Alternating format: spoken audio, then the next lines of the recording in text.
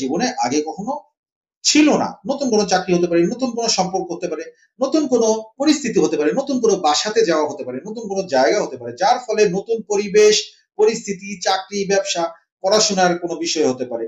যাই শুরু হোক না কেন, তা নিয়ে প্রাথমিক একটা অনীহা তৈরি হবে। দেখেন আমরা যতই সাহসী হই না কেন, নতুন কোনো জায়গায় গেলে একটা অনীহা কিন্তু মনের মধ্যে কাজ করে।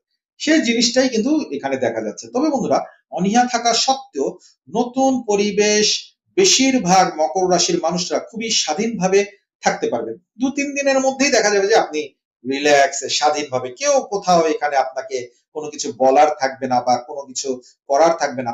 যা মকর রাশিদের এ সময় কিন্তু খুব ভালো লাগবে। আপনারা এনজয় করতে পারবেন, একটা ভালো অনুভূতি এনে দেবে যে কোনো বাধা ধরা নেই, কোনো আউফাও মানুষ নেই যে কাজের ভিতরে খুঁত ধরার মতো কোনো মানুষ পাবেন না। পাশাপাশি মকর রাশিদের কিছু গোপন আরামদায়ক বলয়